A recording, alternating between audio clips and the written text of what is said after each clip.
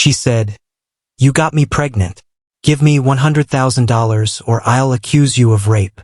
I recorded it all. And when the court heard her voice, the truth shocked everyone, especially her. I met Anya through a mutual friend at a house party, and we clicked almost instantly. Over the next few weeks, we started texting casually, meeting for coffee, and eventually, things became more complicated. It wasn't love, at least not for me, but there was chemistry.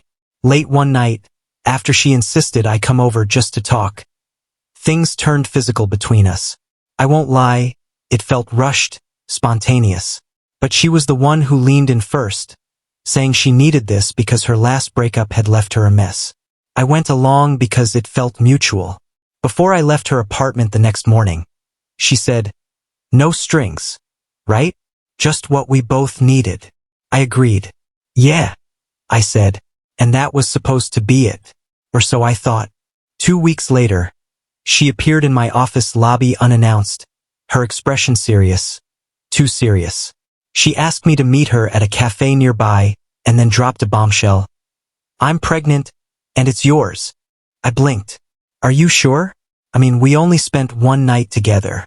"And you said," she cut me off, her tone sharp, "don't play smart. And if you're thinking about walking away, think again." Then she leaned in and whispered something that made my stomach turn.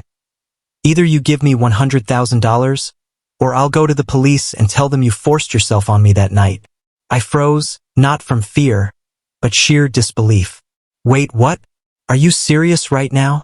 She sat back calmly. "Try me."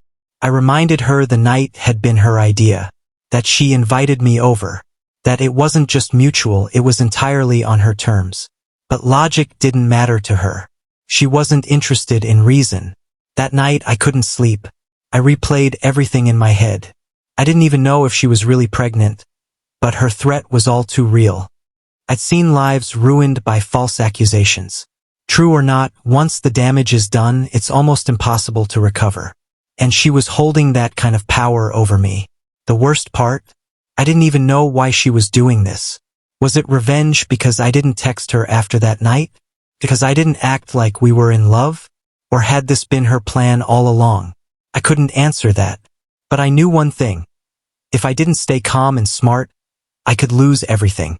That's when I decided I'd start recording everything from that point on. After the cafe meeting, I knew I was walking a tightrope. One wrong move and she could spin the story however she wanted. So, I bought a small voice recorder and kept it with me at all times. A few days later, she texted, "We need to talk. Meet me at the park near your office." I went, not because I wanted to see her, but because I needed to know what she was planning. The moment I saw her, I hit record. She wasn't angry. In fact, she seemed disturbingly calm. "You really don't want to make this ugly," she said flatly.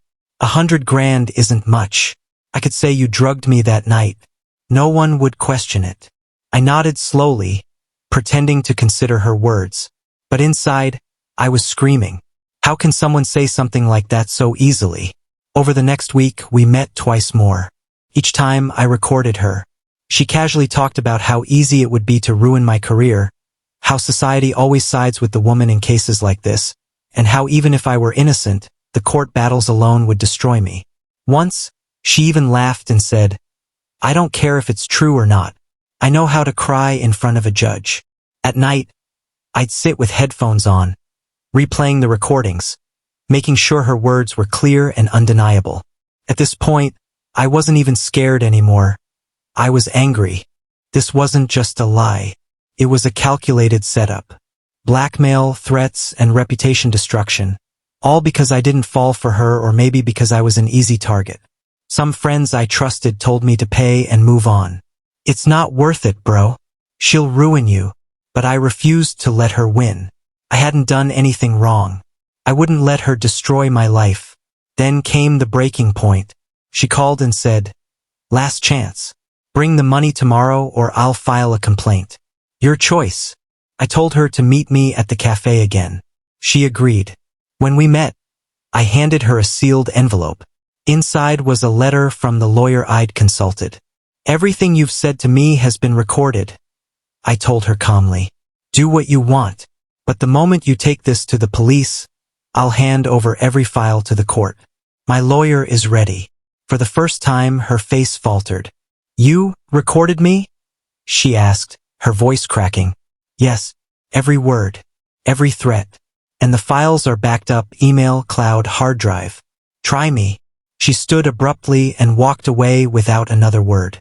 That night, she blocked me everywhere. 2 days later, I received a notice. She had filed a case against me.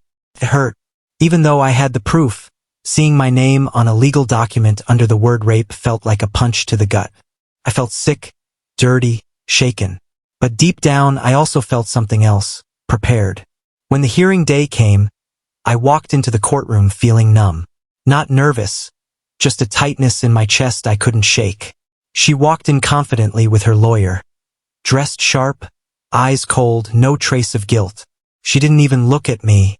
When the judge asked for her statement, she delivered it flawlessly, claiming I forced her into sex, that she had trusted me and I took advantage of her. There wasn't a single quiver in her voice. She was a better actor than I imagined. Then it was my turn. My lawyer calmly handed a flash drive to the court officer. The defendant has provided multiple recordings that contradict the complainant's claims. The evidence contains direct threats, admissions, and blackmail. The judge allowed the recordings. As her voice played aloud in the courtroom, "Give me $100,000 or I'll say you raped me." The atmosphere shifted. Then came another. "You really think anyone will believe you over me?" And finally, the one that sealed her fate. "I know how to cry in court. You'll be finished whether it's true or not." Her expression collapsed. The confident mask cracked. Even her lawyer looked down, unable to meet her gaze. "Mizna, do you have an explanation for these recordings?" the judge asked. She stammered something about being emotional and not meaning it that way. But it was over. The judge declared her guilty of filing a false complaint and attempting extortion. She was fined, charged with a criminal offense, and sentenced to probation and community service. My name was cleared. There was no celebration, just quiet relief. When I stepped outside the courthouse, I took the deepest breath I'd taken in weeks. Later, I heard she left the city, deleted her social media, and disappeared from our mutual circles. Maybe it was shame. Maybe it was because she realized how close she came to destroying someone for no reason. As for me, it took time to trust again, to stop looking over my shoulder. But I kept those recordings, not out of spite, but as a reminder. The truth matters, but only if you're strong enough to protect it. The day of the hearing felt surreal. I sat in the courtroom, my palms clammy but my mind sharp. I wasn't scared anymore, I was determined. This wasn't just about me. It was about stopping her from ever doing this to someone else. When the judge called her name, she rose with calm, rehearsed composure.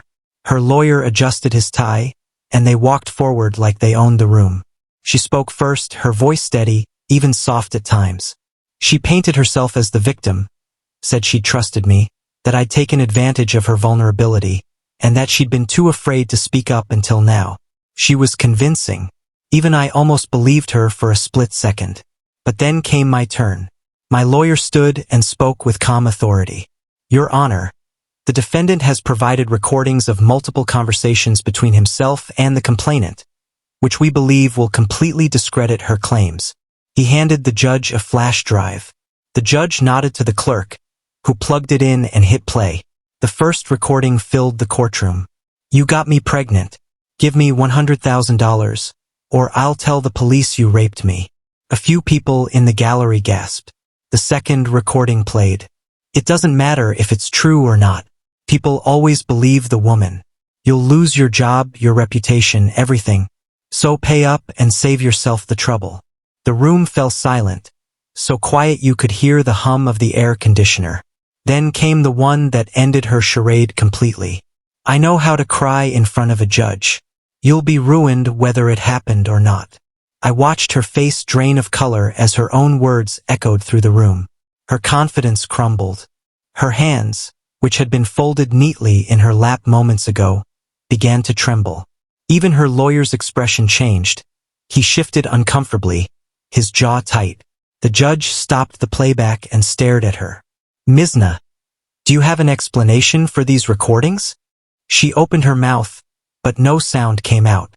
She looked at me, then at her lawyer, then down at the floor. They were taken out of context, she mumbled.